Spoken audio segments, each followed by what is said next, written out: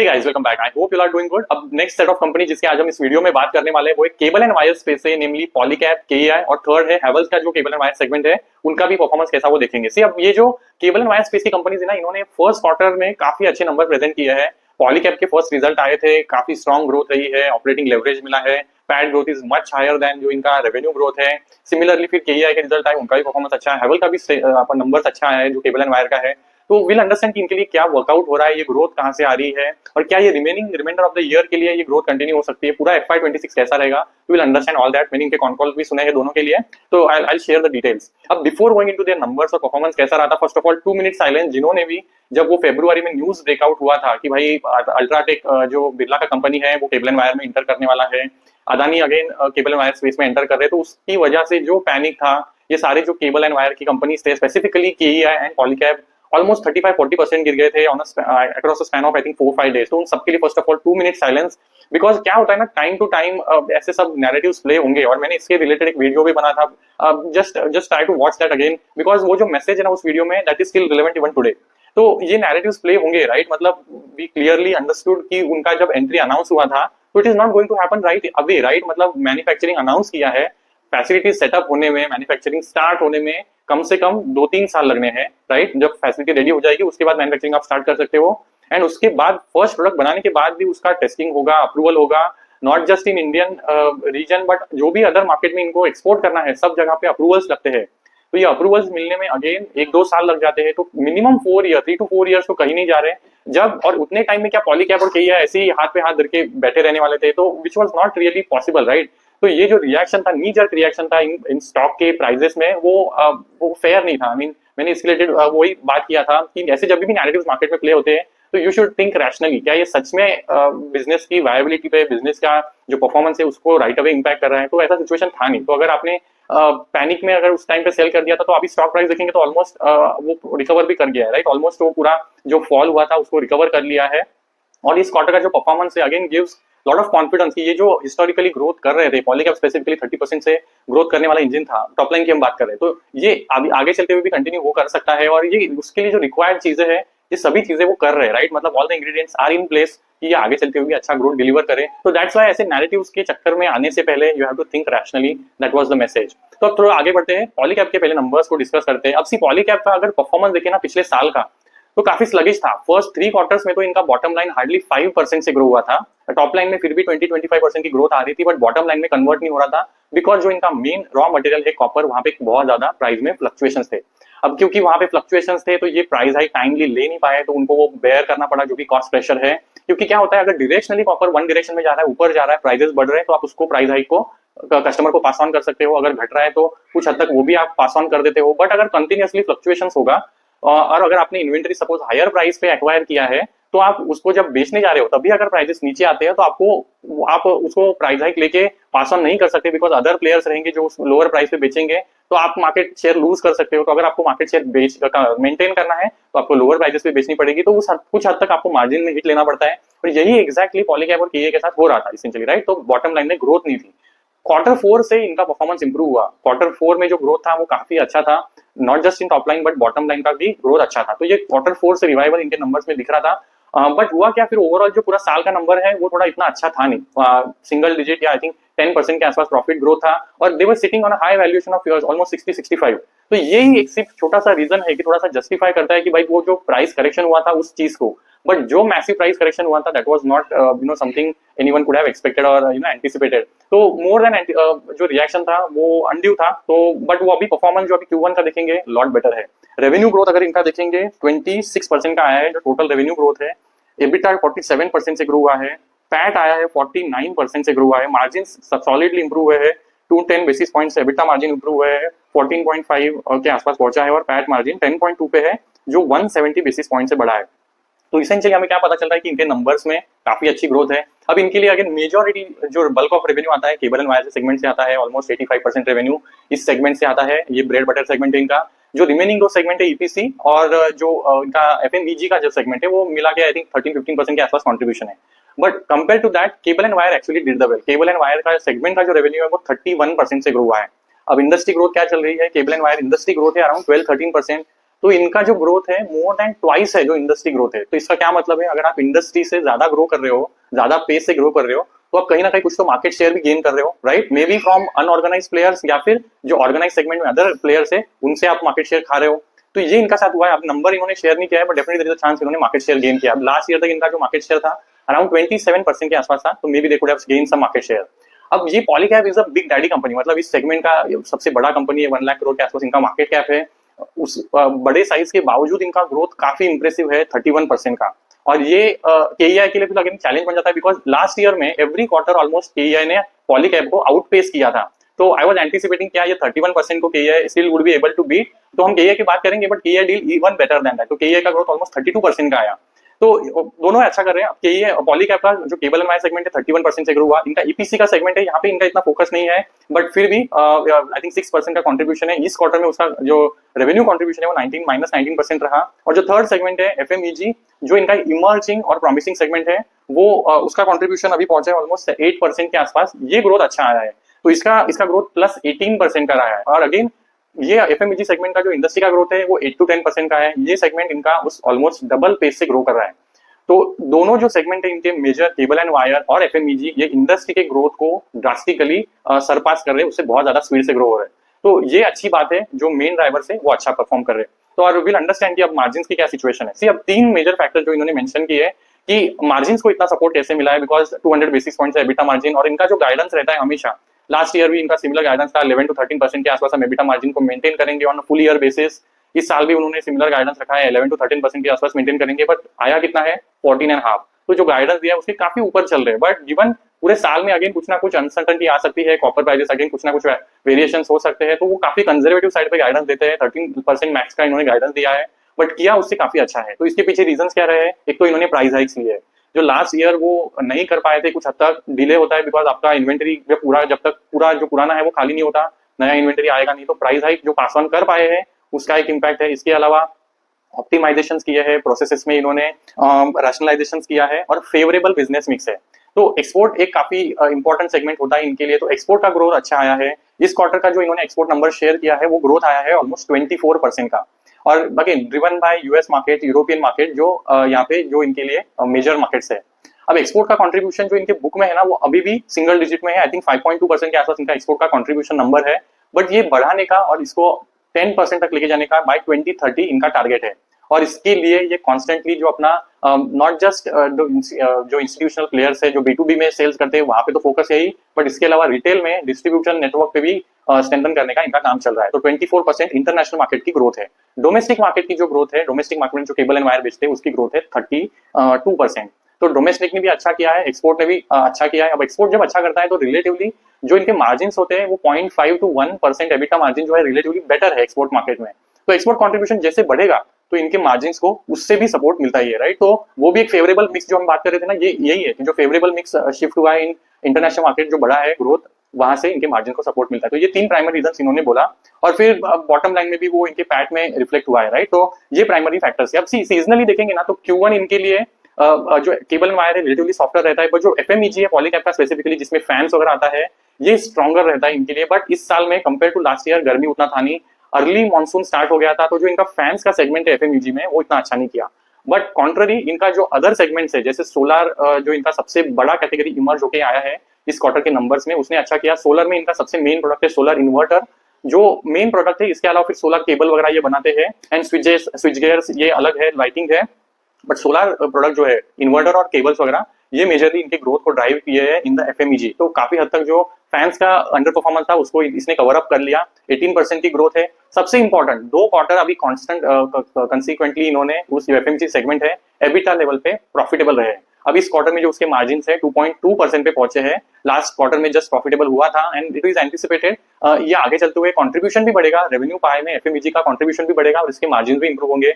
तो अब इन्होंने गाइडेंस ये दिया है कि एफएमईजी सेगमेंट का जो परफॉर्मेंस है वो इंप्रूव होगा इन टर्म्स ऑफ रेवेन्यू, और इसके मार्जिन आगे चलते हुए धीरे धीरे जैसे ये रैंप अप होगा 10% के आसपास लेके जाएंगे बाय 2030। तो जो करंट इनका केबल एंड वायर का मिक्स है उसके काफी नजदीक लेके जाएगा, बिकॉज ये अगर मार्जिन कम रहते हैं और अगर रेवेन्यू कंट्रीब्यूशन बढ़ता है ना तो ओवरऑल मार्जिन को ये नीचे पुल करेगा। तो जब जितना उसका रैपिडली रैंप अप होगा, मार्जिन इंप्रूव होंगे, ओवरऑल मार्जिन को ये सपोर्ट करेंगे। तो ये जरूरी है और ये उसी डायरेक्शन में इनका बराबर से काम चल रहा है। अब इन्होंने कुछ अपडेट्स दिए कि सोलर में अब करंटली हम सोलर इन्वर्टर और केबल के सेगमेंट में है, बट करंटली हमारा सोलर मॉड्यूल्स वगैरह में किधर भी एंटर करने का प्लान नहीं है। एग्जिस्टिंग कैटेगरी के साथ ही डिस्ट्रीब्यूशन बढ़ाना, उनको एक्सपांड करना, रिच कस्टमर तक बढ़ाना, यही पे इनका फोकस है।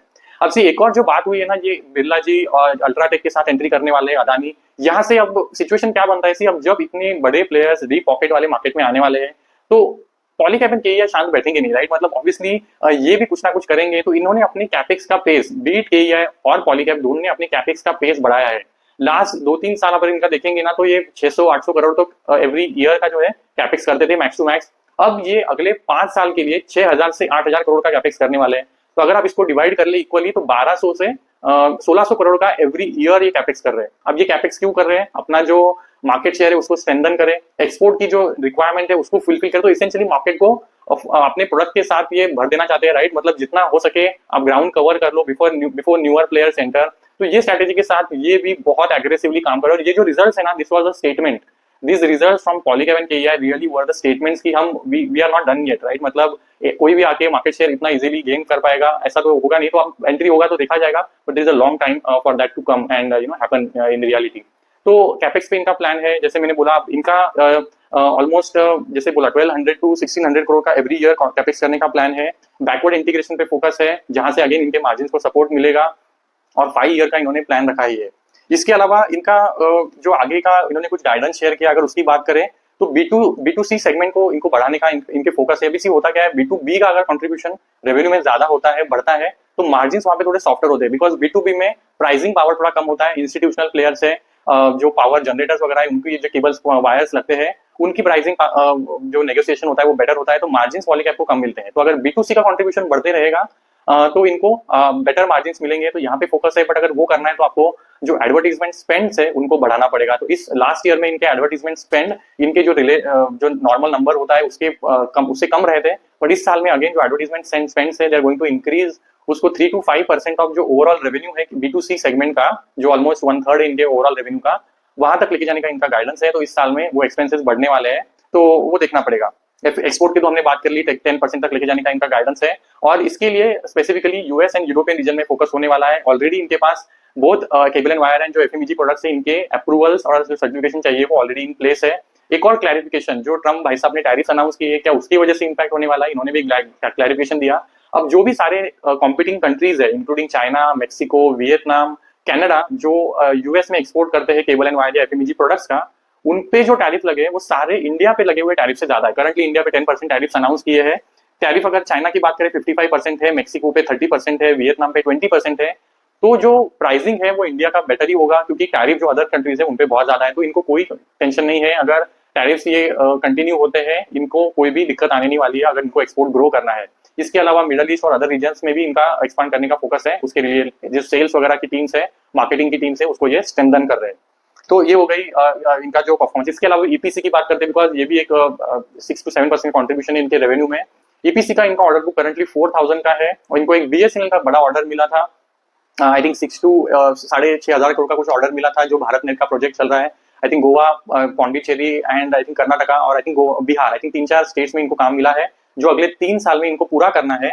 इसके मार्जिन वगैरह अच्छे हैं, पेमेंट रिलेटेड कोई इश्यूज नहीं है, इसलिए ये कॉन्स्टेंटली इस प्रोजेक्ट में बिड करते हैं। तो कोई भी कंसर्न नहीं है इन टर्म्स ऑफ अगर पेमेंट टाइम पे आ रहा है कि नहीं, तो ये भी मैनेजमेंट ने क्लियरिफाई किया। और एडिशनली इनका कहना है करंटली जो ये भारत नेट का प्रोजेक्ट है, इसका ऑर्डर बुक इनके पास जो है 8 to 10,000 करोड़ का है, और एडिशनली 6,000 करोड़ का ऑर्डर इनको एक्सपेक्टेड है। तो ये भारत नेट का प्रोजेक्ट कंटिन्यू होगा, मार्जिन अच्छे हैं, पेमेंट आ रहे हैं, तो they are going to again bid for those project जैसे वो आ जाएंगे। ईपीसी के मार्जिन कम है, बट इनका कहना है ईपीसी के margin will continue to be in the range of around 9 to 10%, high single digit में ये मेंशन करते हैं, तो उस पर ज्यादा इनका फोकस है नहीं, बट रिलेटिवली वो कंटिन्यू रहेगा।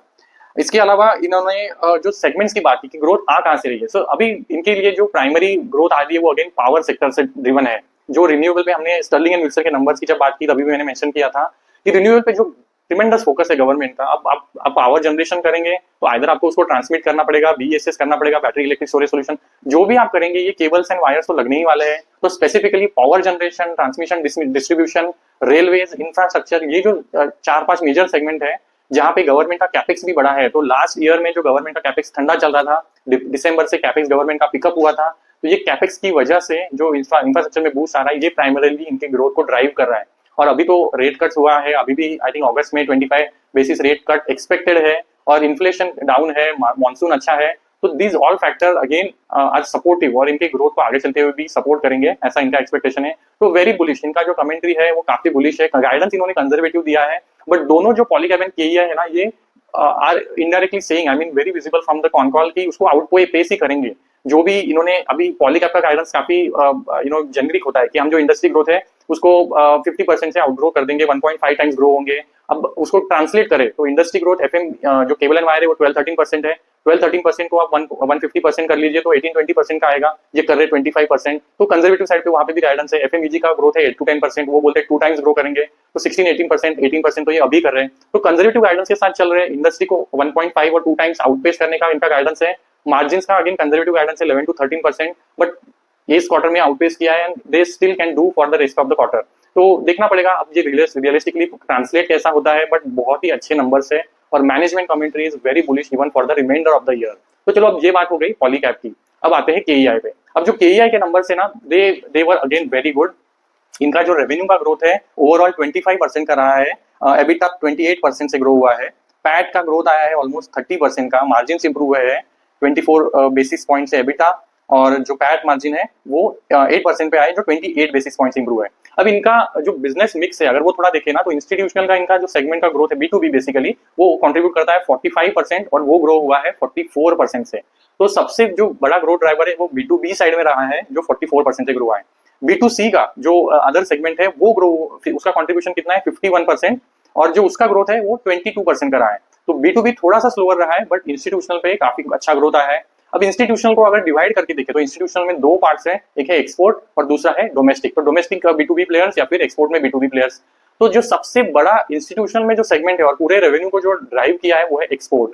अब ये इन्होंने प्रीवियस साल के FY25 के Q3 के कॉन कॉल में बोलना स्टार्ट किया था, दोनों ने, बीट पॉलीकैब और केईआई, कि हमको एक्सपोर्ट में बहुत ज्यादा विजिबिलिटी है, एक्सपोर्ट में बहुत ज्यादा विजिबिलिटी है, ग्रोथ आने वाली है, export is going to ramp up. इसके लिए इन्होंने कैपेसिटीज को रैंप अप करना स्टार्ट कर दिया था। तो ये अब नंबर्स में रिफ्लेक्ट हो रहा है। प्रीवियस क्वार्टर में एक हिंट मिला था, इस क्वार्टर में और उससे अच्छा नंबर आया है। पॉलीकैब 24% एक्सपोर्ट ग्रोथ हुआ, इसका एक्सपोर्ट ग्रोथ हुआ है 122%, और इसका कॉन्ट्रीब्यूशन पहुंचा है ऑलमोस्ट 13%। तो 12% के आसपास था प्रीवियस ईयर में, अब 13% को ऑलरेडी ये टच कर रहे हैं। और इसको केईआई का स्पेसिफिक गाइडेंस बोले तो इनका कहना है एक्सपोर्ट को हम 20% तक लेके जाएंगे विद इन नेक्स्ट 2 ईयर्स।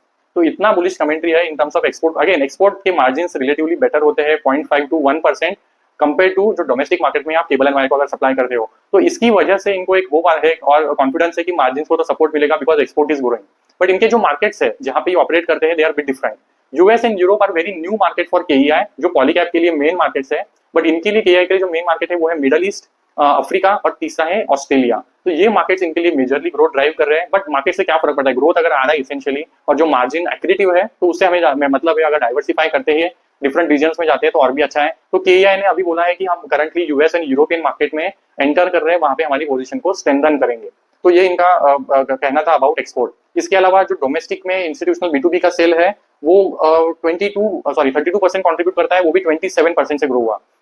तो B2B साइड के इनके डोमेस्टिक एक्सपोर्ट दोनों सेगमेंट अच्छा कर रहे हैं। अगर आप B2C में आए तो केबल एंड वायर का जो ग्रोथ है 32% का, जो हमने बोला कि ओवरऑल आया है 32%, और इनका ये तो प्योर प्ले केबल मतलब केबल एंड वायर है। इनका तो EPC भी बहुत ही माइन्यूट है, और जो थर्ड है स्टेनलेस स्टील वायर वगैरह, ये सब कुछ मिला के 4 to 5% है। तो ये तो almost pure play cable and wire है, इसमें FMEG वगैरह कुछ ये करते ही नहीं है और इनका फोकस भी नहीं है। तो इसकी वजह से ना, जब वो बिरला जी का न्यूज आया था अल्ट्राटेक एंटर करेगा, तो केईआई ज्यादा प्रेशर में था। केईआई ऑलमोस्ट 20% का लोअर सर्किट मारा था उस दिन, बिकॉज इनका तो डाइवर्सिफिकेशन भी नहीं है। पॉलीकैब के पास तो एटलीस्ट EPC है, भारत नेट के प्रोजेक्ट्स करता है, FMEG है, तो वहां पे थोड़ा जो डाउनटिक था वो कम था बिकॉज वो थोड़ा डाइवर्सिफाइड बिजनेस है। KEI stands to lose more जहां पे अगर कंपटीशन बढ़ता है। तो we'll have to see that. अब थोड़ा आगे बढ़े तो इनके गाइडेंस क्या है। सी अब इनका भी कैपेक्स चल रहा है। अगेन इनका लास्ट ईयर में पथेरी और जो सिल्वासा वाला फैसिलिटी था वहां पे कैपेक्स इनका पूरा हो गया था, जो ब्राउन फील्ड एक्सपांशन चल रहा था। फिर उन्होंने सानन में again brown field plus green field expansion को अनाउंस किया था। तो ये एक्सपांशन इनका करंटली चल रहा है, और इनका सानन का जो कैपेक्स चल रहा है वो फेज 1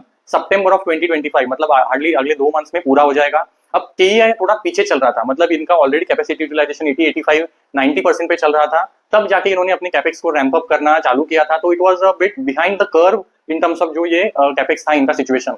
बट फिर अंडरस्टैंडिंग द नीड, इन्होंने भी कैपेक्स को रैंप अप करना अभी शुरुआत किया है।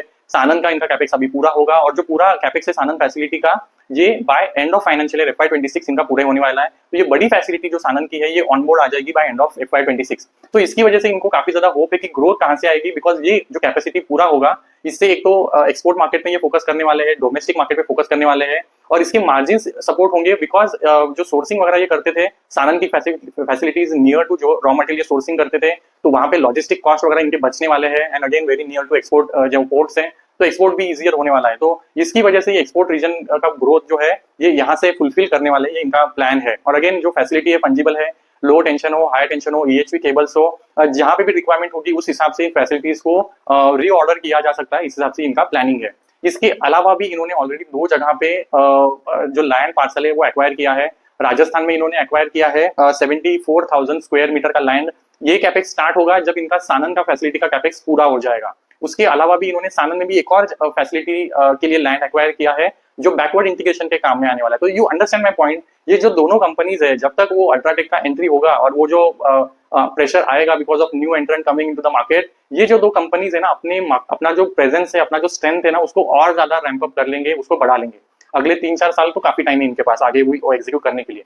तो इनका कैपेक्स का सिचुएशन क्या है, फेज 1 अभी पूरा हो जाएगा। इन्होंने QIP से 2000 करोड़ उठाया था लास्ट ईयर में, और ये अभी उन्होंने आधा यूज कर लिया है बाय एंड ऑफ जून। सानन की फैसिलिटी में मेजरली इसने उसका यूज किया हुआ है, और भी 1000 करोड़ इनके बुक में पड़ा हुआ है, और ये एक्सपेंशन के लिए। और ये पूरा जो कैपेक्स है ये KEI के जो केबल एंड वायर है 2 सेगमेंट उसी पे होने वाला है। कोई भी न्यू प्रोडक्ट में, न्यू सेगमेंट में एंटर करने का इनका अभी भी कोई प्लान नहीं है, नो डाइवर्सिफिकेशन। यही पे इनका कहना है कि हमें बहुत विजिबिलिटी है मार्केट में, there is a lot more scope, तो no need to currently venture into different products और कैटेगरीज। तो ये इनका कहना है। आगे थोड़ा बढ़े तो इनका एक्सपोर्ट के रिलेटेड गाइडेंस 20% का है नेक्स्ट 2 ईयर में लेके जाना।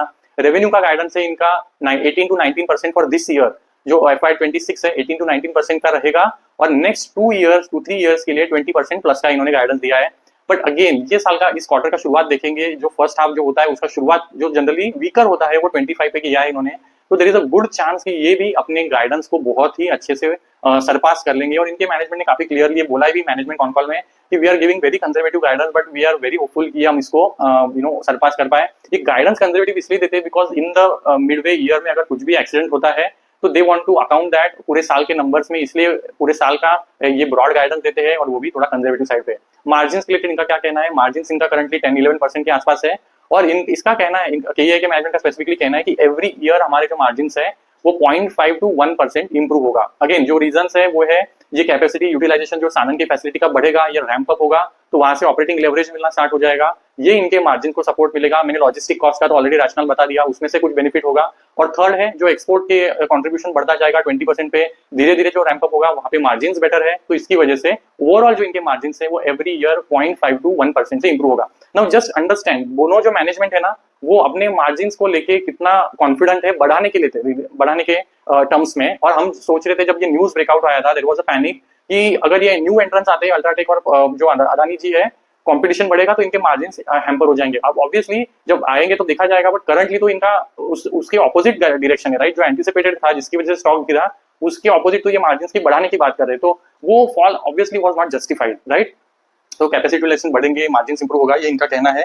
इसके अलावा न्यू ज्योग्राफीज जो US एंड यूरोपियन रीजन में इनका जाने का प्लान है, इसके रिलेटेड करंटली ये अपने जो नेटवर्क है उसको स्ट्रेंथन करने पे काम कर रहे हैं। तो ये ओवरऑल सिचुएशन है। अगेन सेक्टर्स और जो सेगमेंट्स है वो वेरी सिमिलर है, TND, रिन्यूएबल्स, इंफ्रा, रेलवे, और यहाँ से जो ग्रोथ ड्राइव हो रहा है। तो ओवरऑल, और हमने आई थिंक हैवेल्स की बात नहीं की, ये दोनों प्लेयर्स तो काफी अच्छे कर रहे हैं, और हैवेल्स के बीच में नंबर्स आ गए। उसका अगर केबल एंड वायर का सेगमेंट का ग्रोथ देखेंगे तो वो भी 27% है। अब हैवेल्स टॉप 5 प्लेयर में आता है, तो आई थॉट इसको भी कवर करना बनता है 27। अब ओवरऑल जो इनका रेवेन्यू ग्रोथ है वो इतना अच्छा नहीं है, but cable and wire segment इनके लिए भी बहुत तगड़ा कर रहा है। तो ओवरऑल देखें ना तो केबल एंड वायर स्पेस में जो भी प्लेयर्स है ये सभी अच्छा कर रहे हैं, बिकॉज इंडस्ट्री का ये ग्रोथ इतना अच्छा है, और गवर्नमेंट का जो केपेक्स स्पेसिफिकली पिकअप हुआ है, और ये इन्होंने ऑलरेडी 20% अप्रैल एंड मई में, जो पूरे साल का केपेक्स का टारगेट है FY26 का, अप्रैल एंड मई में ऑलरेडी कर लिया है 20%, और जो रिमेनिंग करना है इनको अभी भी काफी टाइम है इनके पास, और ये कर सकते हैं। और अगर ये उसी स्पेस से अगर कैपेक्स को जो गवर्नमेंट का है उसको रैंप अप करते हैं, और अगर private capex on the other right अगर पिकअप होता है, तो ये जो वायर और केबल सेगमेंट है ये और भी अच्छा करेगा। तो इनके लिए पूरा साल है ना वो काफी अच्छा जाने वाला है, बीट पॉलीकैब और KEI। और इनको इस साल जो लास्ट ईयर नहीं हुआ, ऑपरेटिंग लेवरेज भी मिलेगा, तो इनका profitability growth will be much higher. और वैल्यूएशन वाइज भी क्योंकि ये करेक्ट हो गए थे, थोड़ा रिकवरी हुआ है, बट अब वो जो प्रॉफिटेबिलिटी ग्रोथ इस साल दिखाने वाले हैं, तो इनका अगर आप कंप्यूट करेंगे जो 1 ईयर फॉरवर्ड है, तो वो भी रीजनेबल है, गिवन की अभी 25-30% से ग्रो करते हैं, तो दैट ऑल्सो लुक्स रीजनेबल, मतलब इतना एक्सॉर्बिटेंट नहीं है जो लास्ट ईयर का सिचुएशन था।